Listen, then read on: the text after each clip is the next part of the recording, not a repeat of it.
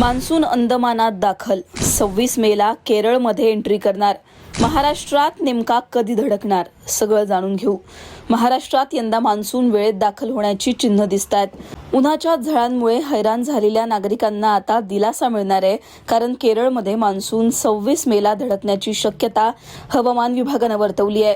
हवामान विभागानं मान्सूनच्या प्रगतीचा मॅप जारी केला असून या मॅपनुसार 16 तारखेला नैऋत्य मोसमी वारे अंदमान आणि निकोबार बेटांसह आग्नेय अरबी समुद्र आणि बंगालच्या उपसागराच्या काही भागांमध्ये दाखल झाले. आयएमडीच्या अंदाजानुसार मान्सूनसाठी आता पोषक वातावरण तयार झालंय.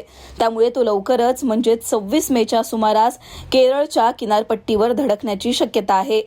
केरळमध्ये आगमन झाल्यानंतर साधारणपणे 8 ते 10 दिवसांमध्ये मान्सून महाराष्ट्रात एंट्री करतो. त्यामुळे 10 जूनपर्यंत मान्सून महाराष्ट्रात दाखल होण्याची शक्यता हवामान विभागानं वर्तवली आहे. तरी तो वेळाआधीच महाराष्ट्रात हजेरी लावेल असा सुद्धा अंदाज हवामान विभागाकडून व्यक्त केला जातोय. बंगालच्या उपसागरातील कमी दाबाच्या क्षेत्रामुळे मान्सूनला पुढे सरकण्यास गती मिळाली असून तो त्याचा प्रवास आता वेगानं पुढे ढकलतोय. मान्सूनच्या पावसावर यंदा एल निनोचं सावट जरी असलं तरी सुद्धा वेळेत दाखल होणाऱ्या मान्सूनमुळे उन्हाच्या त्रासापासून आता दिलासा मिळणार आहे. हवामान विभागाने जारी केलेल्या मॅपनुसार कोणत्या भागांमध्ये अलर्ट जारी करण्यात आले ते सुद्धा जाणून घेऊ.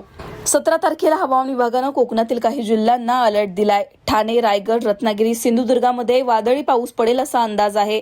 त्याचबरोबर पुणे, सातारा, सिंधुदुर्ग, कोल्हापूर, सोलापूर, धाराशिव, बीड या भागांमध्ये सुद्धा पावसाची शक्यता वर्तवण्यात आली आहे. गोंदियामध्ये तसेच भंडारामध्ये पाऊस पडेल, तर काही भागांमध्ये हीट वेव्हचा इशारा सुद्धा देण्यात आलाय.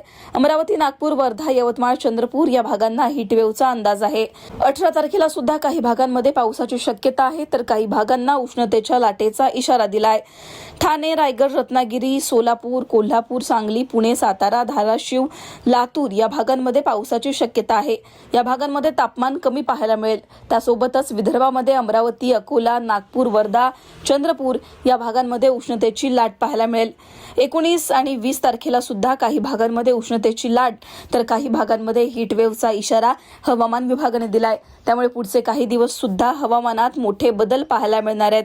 हे सगळं जरी असलं, कुठे हीट वेव्ह तर कुठे वादळी पाऊस जरी असला, तरी पुढच्या काही दिवसांमध्ये दाखल होणाऱ्या मान्सूनमुळे आता उन्हाच्या झळांच्या त्रासापासून मुक्ती मिळणार आहे, हे मात्र नक्की आहे. तुमच्या भागात सध्या कसं वातावरण आहे? तिथे पाऊस पडतोय का? तुमच्या भागातील परिस्थिती कमेंटमध्ये नक्की सांगा. लोकमतला सबस्क्राईब केलं नसेल तर सबस्क्राईब करायला विसरू नका.